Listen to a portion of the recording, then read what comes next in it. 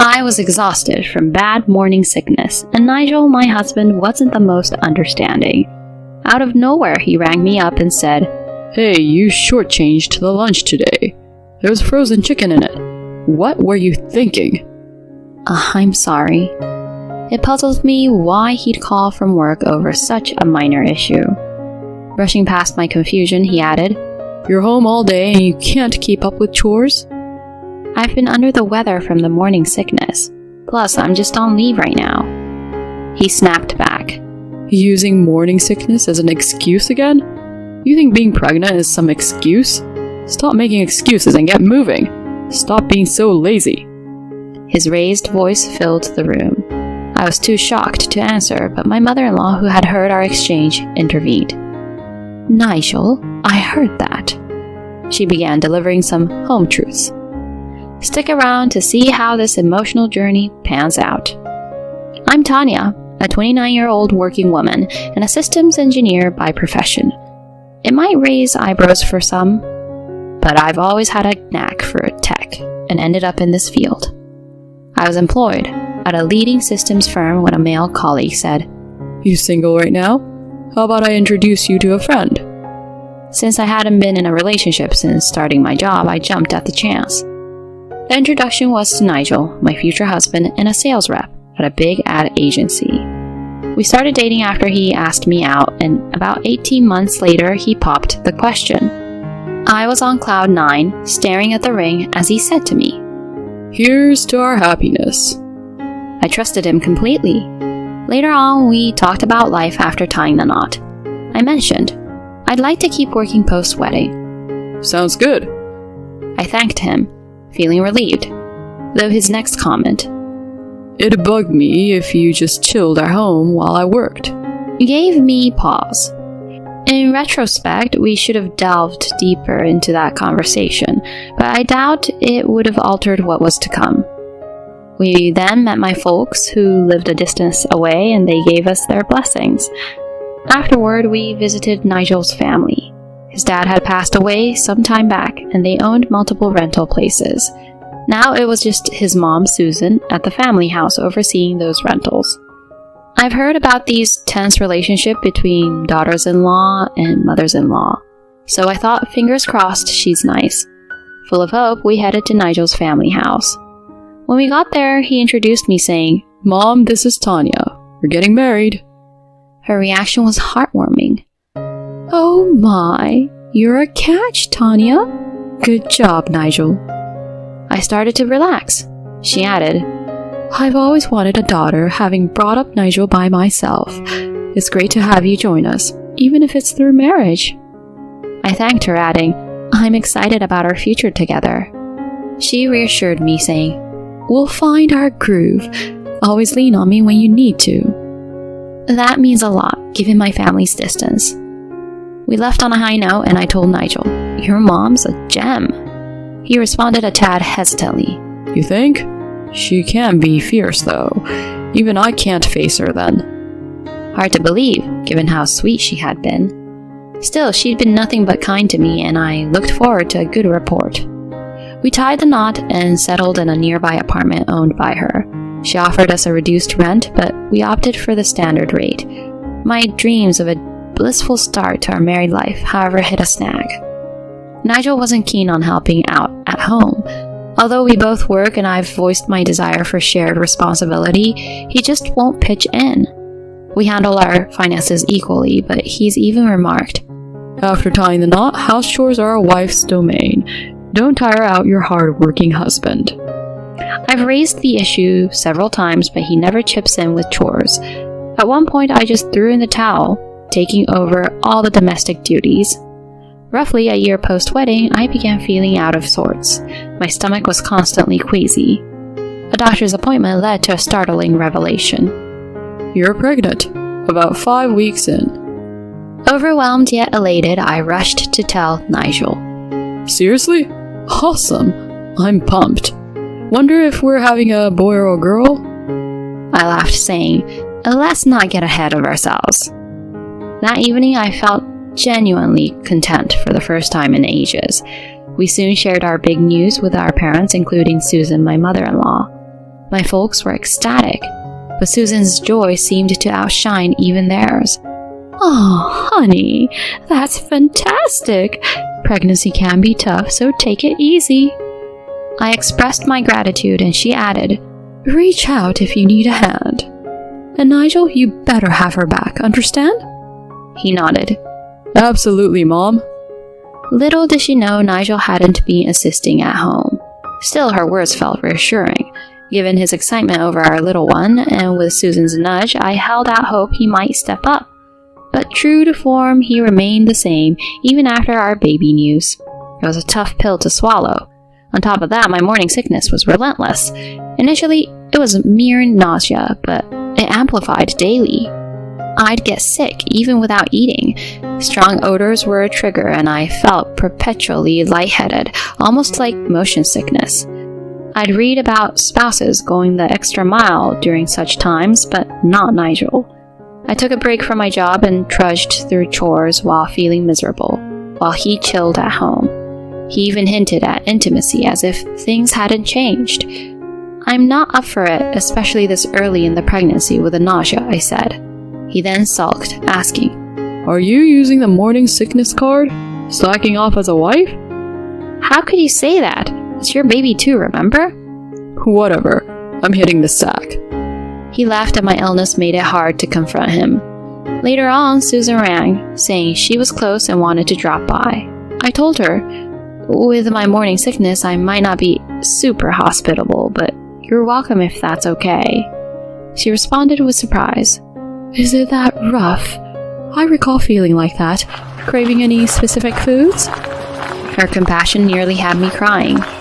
When she showed up with fruits and jellies I could stomach, she remarked on my wan complexion. You don't look too good. Are you eating okay?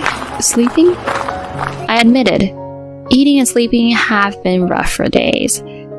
Maybe check in with your doctor?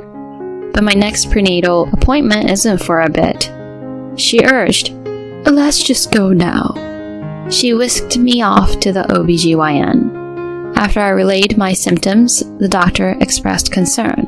You might have severe hyperemesis gravidarum. Hospitalization seems best. What? You mean I have to stay in the hospital? Exactly. You're dehydrated, and your blood tests aren't promising. IV treatment would be best. Susan, placing a comforting hand on my shoulder, advised. Tanya, take the doctor's advice. Your well-being is paramount. That's the story of how I landed in the hospital for a week. Susan offered to fill Nigel in so I could finally catch a break and rest, getting my IV treatments in peace. Throughout my hospitalization, my husband was a no-show. He'd see my messages but wouldn't reply. After a 10-day stint, they released me.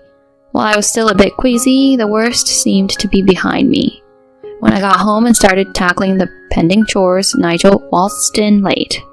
"Hey, you're home late. Just so you know, I got discharged."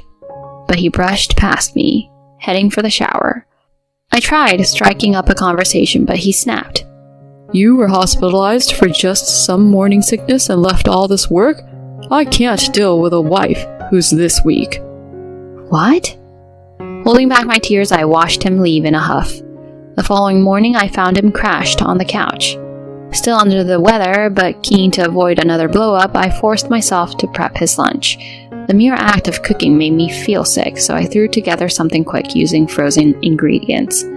I tried waking him, but he just grabbed his lunch and bolted. A little later, Susan popped by. Rough times, huh, Tanya? I brought you some jellies. Think you can stomach them? I think I can manage the jellies. Thanks a ton. As I was digging in, she began. Not sure if now's the time, but there's something you should know. What she shared next floored me. As I was reeling from her revelation, my phone buzzed. It was Nigel. I took a deep breath and picked up, putting him on speaker, only to be greeted by his shouting. Tanya, what's with the lunch today? What do you mean? There was frozen chicken in it. What were you thinking? I'm sorry. Why is he making a fuss at work about this? Pushing past my disbelief, he went on. You've been home and you still can't manage chores? I've been seriously sick, Nigel. I've only taken leave from work. Using morning sickness as an excuse again? Pregnancy's not a sickness. Stop slacking off. His voice was overpowering. I was reaching my breaking point. Why is he treating me like this? Enough's enough. Just as I was about to retort, Susan jumped in. Nigel, I heard the whole thing. By the way, Mom, why are you there? Let's not worry about that for now. I happen to know that you've been sneaking around while Tanya's been hurting. Care to explain? What are you talking about? He stammered, but Susan pressed on. Just yesterday, a woman saying she's your mistress came to my place. We need to talk. Get home immediately. She ended the call before he could respond. After that, she dialed another number. About an hour later, a visibly shaken Nigel walked in. Mom, Tanya, could there be some mix-up? Susan sharply responded. Does the name Anna ring a bell? She says she found my house using your phone's address. He fumbled for a response, then shot back. Anna? No idea. Sounds like some loony lady. Right on cue, a door burst open. Who are you calling loony? Susan had previously told me that a woman claiming to be Nigel's side piece had confronted her about their secret romance. Anna, who turned out to be his secret fling, had been seeing him for about a month, totally unaware he was married. She had found messages in his phone under wife and decided to confront him. When he brushed her off, she took it upon herself to visit his family phone. At that point, Susan swapped contact details with Anna, and with my okay, she had Anna come over today. After Anna said her piece to me, I asked her to stay hidden for a bit. You said you weren't married. You've got a baby on the way? Man, you jerk! Caught off guard, he scrambled for a defense. Anna then dropped a bomb. I'll clue my dad in on this and take you to the cleaners. He was taken aback. Wait, what? Your dad? You thought I was just some rookie at the company? The big boss? The CEO? Yeah, that's my old man. Brace yourself because you're done at the company. This can't be happening. No way. As he was freaking out, Anna shot me an apologetic glance and made her exit.